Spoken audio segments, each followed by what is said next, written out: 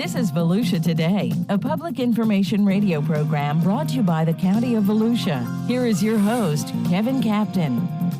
Good morning and welcome to Volusia Today. I'm Kevin Captain with the county's Community Information Division, and I'm joined today by co-host David Hunt. Thank you so much for listening. Volusia Today is made possible by our sponsors, the Daytona Beach International Airport, the Ocean Center, Volusia Recycles, and Votran Public Transportation. So for those of you who've been listening, and when we get Dave as a co-host, everybody knows Dave is a beach goer. He's out there surfing, doing all kinds of cool stuff. But you've been laid up. You stepped on an oyster.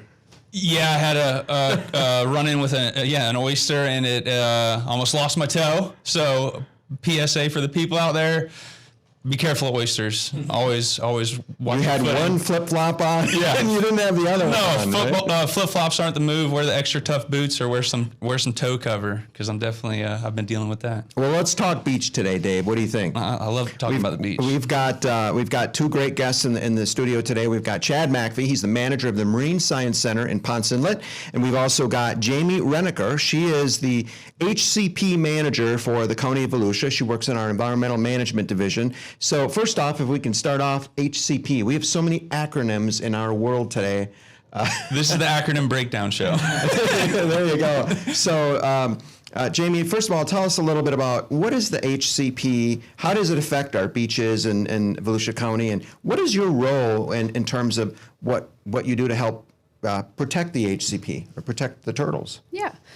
So like you mentioned, I'm the HCP Program Manager. We say HCP a lot in our division. It is a mouthful. It does stand for Habitat Conservation Plan. And we have that Habitat Conservation Plan in place because of beach driving that we have on our beaches.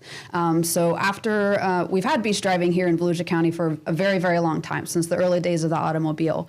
If you didn't know, some early land speed records were actually set on our beaches between Ormond and Daytona. So that's pretty cool history and something that, we want to keep alive. But after the passing of the Endangered Species Act, the county had to apply for an incidental take permit, or an ITP, so that we could keep beach driving on our beaches.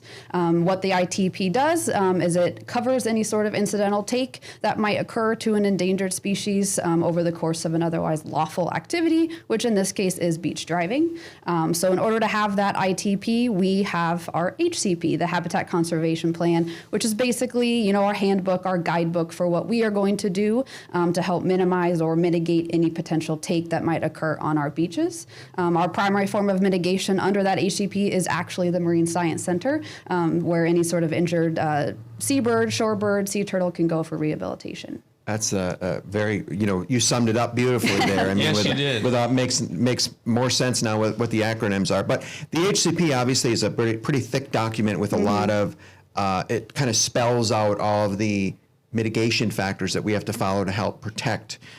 So first off, we're getting into May 1st, and we know that that's the start of turtle season.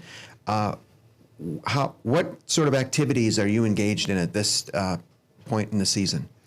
So our program, we help manage, kind of the beach driving guidelines that we have. So in the off season, which we have a couple more days of through April 30th, our beach driving is sunrise to sunset. Come May 1st, that's going to change. We have to allow for the turtle survey groups to clear the beach. So beach driving times change for the general public, 8 a.m. or after the turtle nesting survey until 7 p.m. Or sunset. And that allows for the turtles to come up and nest on our beaches at night, kind of uninterrupted. But we work very closely with beach safety. We help set the conservation zone in our driving areas. We help, guide them with some of the traffic lanes to keep traffic managed and parking spaces and stuff like that.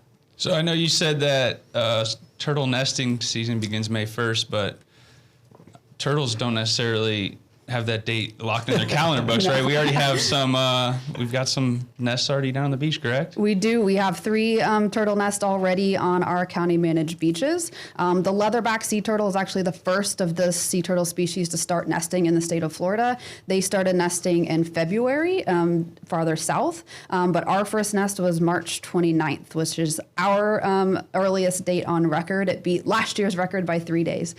So we have a leatherback nest in New Smyrna Beach, and we have 2 Kemp's Ridley nests in North County. that is super cool. The Kemp's Ridley is the most endangered. It's the world's smallest of all the sea turtle species, and one of the only ones that does its nesting during the day. So we do have 2 of those already. Actually, I can take that back. We have a loggerhead nest yesterday. So we have 4 nests on our beaches.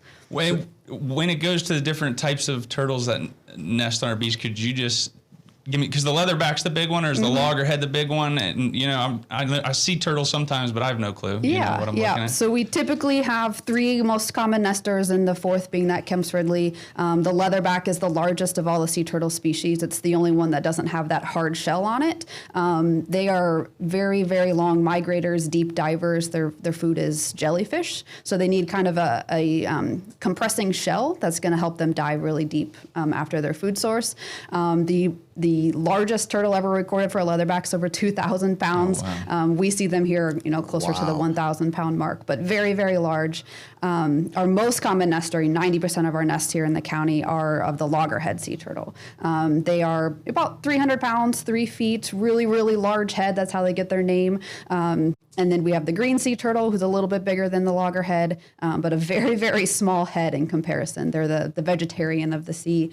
As adults, they eat seagrass and algae. And then that Kemp's Ridley we get hopefully every year here in Volusia County, but very, very dependent. And the Kemp's Ridley, the 2 nests that we have already, we were talking before the show, you mentioned that one of those turtles you already know is a return visitor to Volusia County. Yeah, so Volusia is really unique in that we tend to see the same Kemp's Ridleys come back to our beaches. If we get the opportunity to, we do, not necessarily me, but some folks that are permitted to can actually tag those individuals. We're not quite sure if this female was tagged here on our beach previously, but we do know it was the same female who nested on Easter Sunday and then this past Sunday, just based on the markings of her shell and things like that. That is very cool. And I remember last year, we kind of worked with you all a little bit, and it was big news. It was a record year, correct? Like, how many turtles did we have last year? And last year we had 1,427 nests on our county beaches. What's that, like an average? What was average good? Going up to that? This is going to be my 5th nesting season here with the county. The numbers have been going up and up. They've been higher than average years over the last 4 years. Average, we were somewhere around the 500 mark before these last few years. So the numbers are definitely going up. So the HCP's working, the turtle population's growing. Yeah. So what do the predictions look like for this next season? Do you guys have a crystal ball? Do you kind of figure out like how many you're going to get? Everybody always asks that question, and it's one of the most fun things that we do is we actually try to guess in our office kind of what we think the year is going to bring. Do you guys have bets? We do have bets. We have Prices Right rules closest without going over. With the music too? But the truth is we never really know. Turtles nest every 2 to 3 years, and then they lay about 4 clutches in one season. So we tend to have higher years and lower years. Last year was a really, really high year. I do expect it to come down a little bit just because of that cycle that we tend to see. Why do they like our beach, or why is our beach a successful turtle nesting beach? I'm sure it gets super scientific. Like when I talk with Chad, and this is the first time I met you, but I know both of you have so much scientific knowledge in your brains. We're kind of scratching the surface right now because when I get offline, I just love listening to y'all talk because it's wild. But what are some of the factors that make our beach special for turtle nesting? Well, really, the state of Florida is very, very unique. We hold the largest population of loggerhead turtle nesting for our region. So the Florida, coastline is very, very special. Turtles have been nesting in Volusia County for years. Our beach is also very unique because we have different types of sand habitats. We've got some of that, reddish shelly coquina sand, and we also have that white fine kind of harder packed sand. Some turtles like different areas and some, don't really care. Every turtle is very different, but our area is really unique in that way.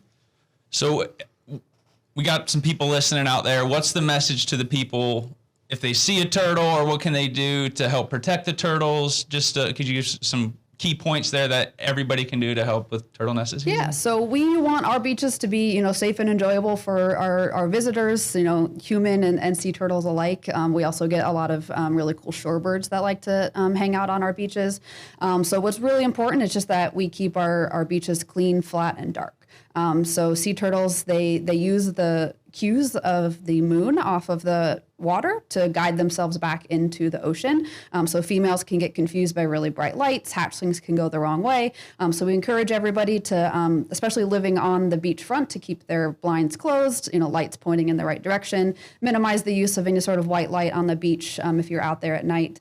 If you do run across any turtles, let that process happen naturally. We want the turtles to come up and lay their eggs and hatchlings to get to the water safely. Knock down any sandcastles that you made during the day, fill in any holes that you've dug while you've been out there on the beach, just so the turtles can come up and do what they need to do. Very cool. We're talking with Jaymie Reneker. She is the Habitat Conservation Plan Manager with the county's Environmental Management Division. We'll take a quick break. When we come back, we'll talk with Chad Macfie to see how the Marine Science Center is integrated with the HCP and caring for injured sea turtles. Stay with us. Subscribe to the Volusia County YouTube channel. Let's go! There are so many great places to explore. And things to learn. We have countless features showcasing history, nature, wildlife, and recreation. Subscribe and hit the bell icon. Go ahead, subscribe. But that's not it. There's more. Subscribe and hit the bell icon and fully explore. Score! We're back. I'm David Hunt along with Kevin Captain, and you're listening to Volusia Today, a public information program brought to you by the County of Volusia. Thanks, Dave. So let's move on to Chad Macfie, who I think has got probably one of the coolest jobs in the county. So you're the manager of the Marine Science Center. You got fish tanks, you got turtles, you got all kinds of cool stuff there. First, let's talk a little bit about turtles and to kind of tag on to what Jaymie was saying. You do get and receive injured sea turtles with the fishing line and all sorts of stuff. Tell us about that. Well, yep. So as part of the HCP, we provide turtle rehabilitation services, I guess you could say, for the county. So any injured or sick sea turtles that wash up on our beaches, they're brought to the Marine Science Center, and we do our best to get them back out there and be a part of the reproductive population. It's a great thing, and we enjoy it. How long, Chad, would you say maybe is the average sort of turtle hospital stay for a turtle patient versus maybe the longest one you've had? Anywhere from a couple months.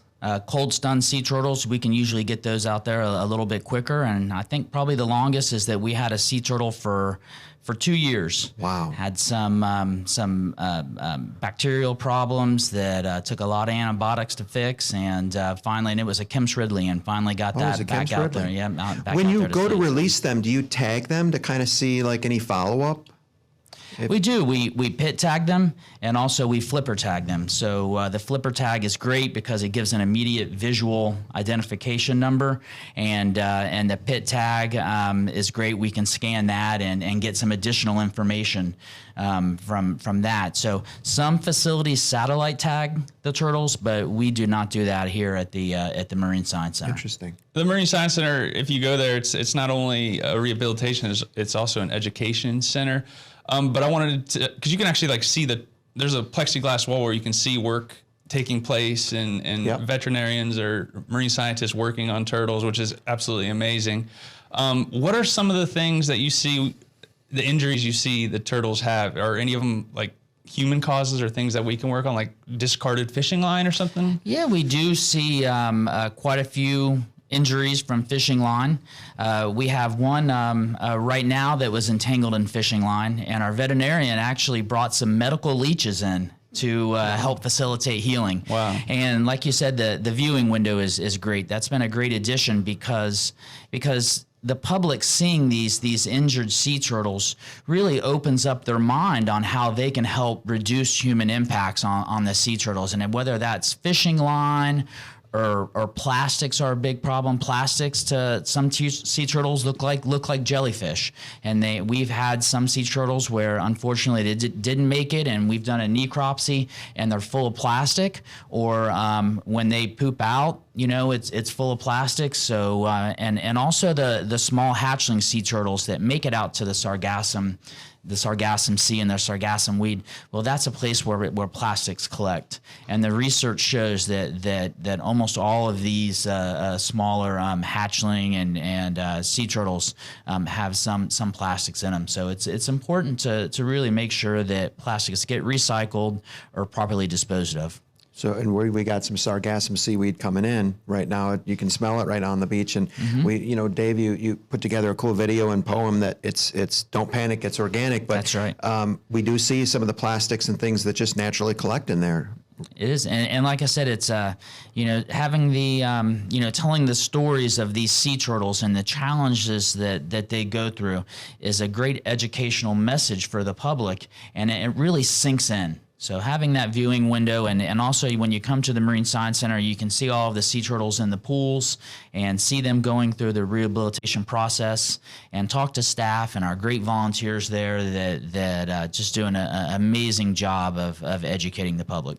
And you do it at all levels. You got the turtle tots, you have summer camp programs. You're really educating the young people coming up as well as the parents or the grandparents who are visiting, and you're constantly improving your educational resources. Can you talk to us about some of the improvements and new educational displays or resources that you have down there at the Marine Science Center? Yeah, we're excited. We been funded for a new raptor exhibit, and that's under construction right now. And so this new raptor exhibit is going to provide 6 new habitats for our raptor ambassadors, which are important parts of our ecosystem here in Volusia County.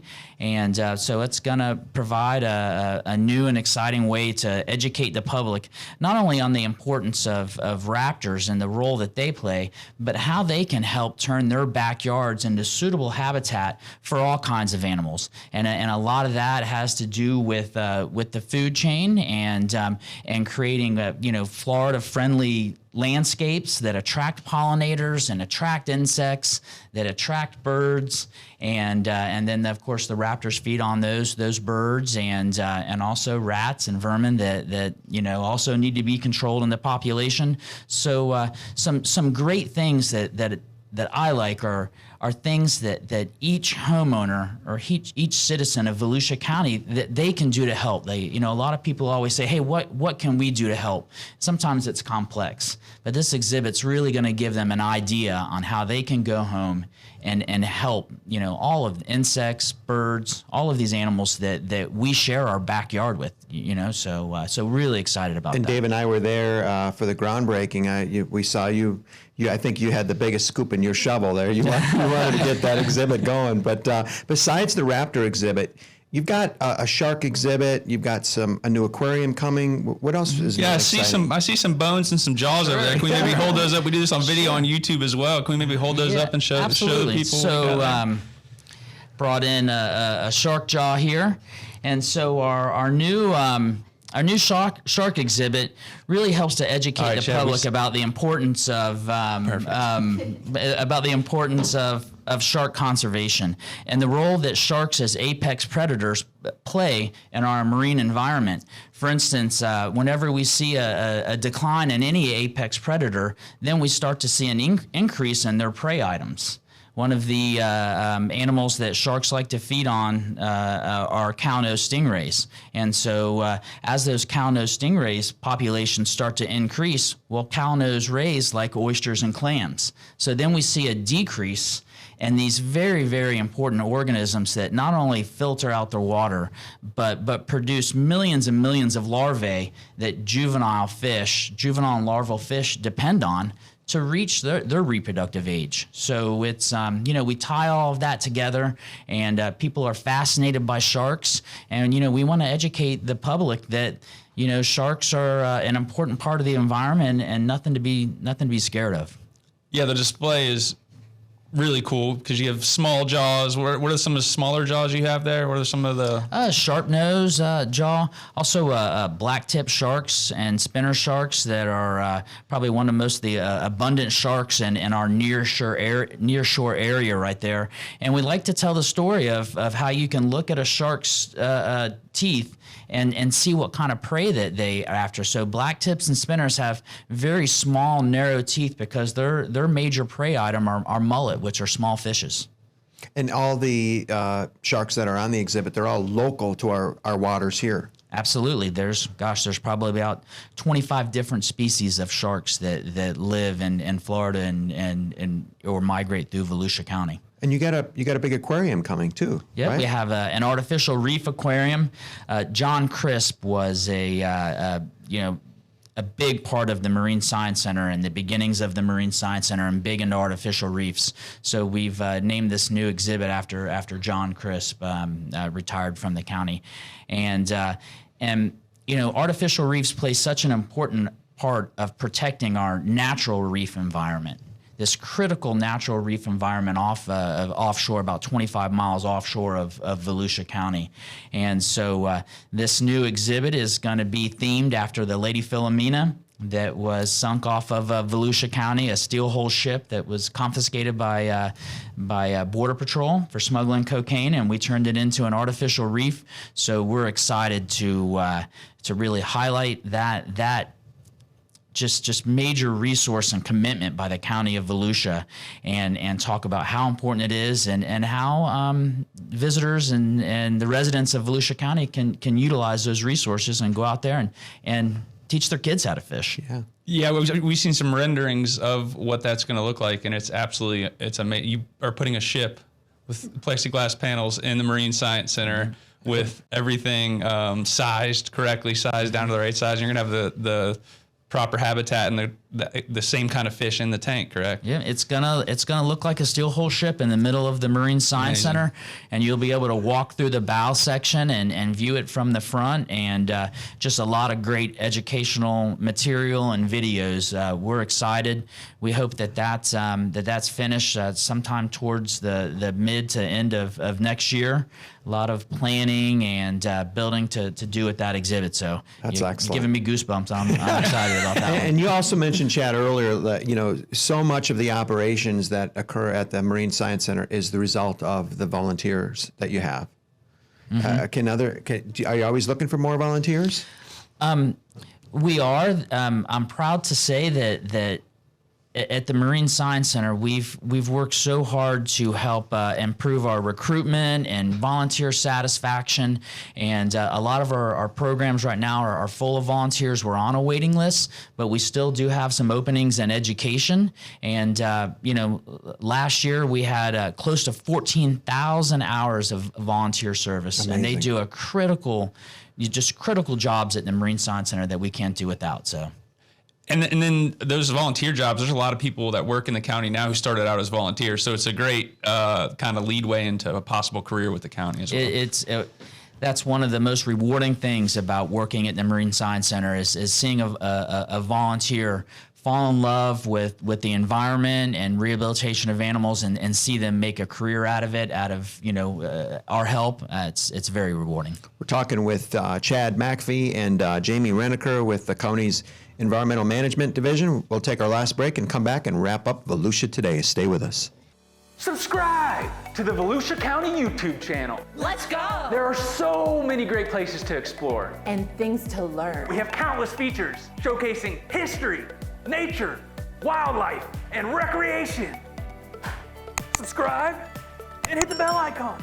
Go ahead, subscribe. But that's not it. There's more. Subscribe and hit the bell icon and fully explore. Score! We're back. I'm David Hunt along with Kevin Captain, and you're listening to Volusia Today, a public information program brought to you by the County of Volusia. This is a tongue twister every time, Kevin, I swear to you. Thanks, Dave. So in the last couple of minutes we have left, I always like to kind of ask, what do you guys do, when you have some spare time? And Chad, I know you're out and down in the Keys, you're diving, you're doing all kinds of stuff. And Jaymie, what do you do in your spare time when you're able to get do you go to the beach, or do you? I used to go to the beach more for fun.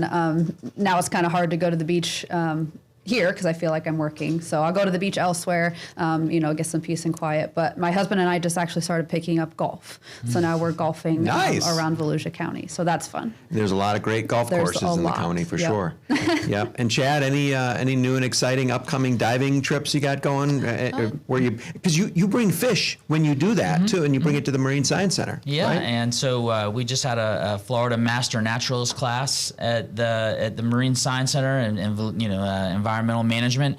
So it was great. We went out snorkeling and got to teach the students there about the importance of this, our jetty environment, and identify some fish, and brought back some sea cucumbers, which helped clean up the bottom of our aquariums. So that was a lot of fun, and looking forward here to probably about a month when the water warms up a little bit and the smaller tropical fish come in, where we can go dive and try to get some critters for the exhibit. So looking forward to that. I think you have a big queen angel, right, in one of the tanks. Did you catch that? No, but some of the gray and French angelfish that we actually captured as juveniles. Wow! And so they're probably about 8 inches long now, and we probably caught them when they were a half to 3/4 of an inch long, and so look totally different as juveniles, but they're a little bit easier to catch when they're smaller.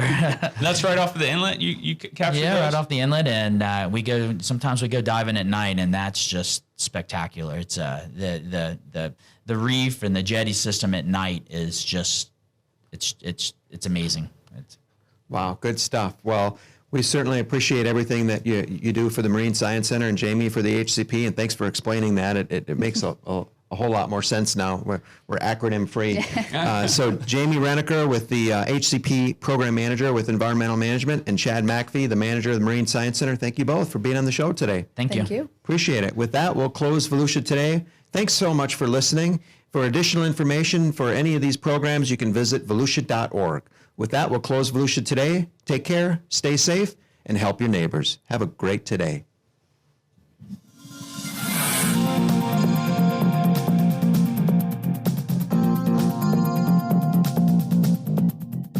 If you have a comment about Volusia Today, or if there is a topic you would like to hear featured, please contact Volusia County Community Information at 1-866-345-0345.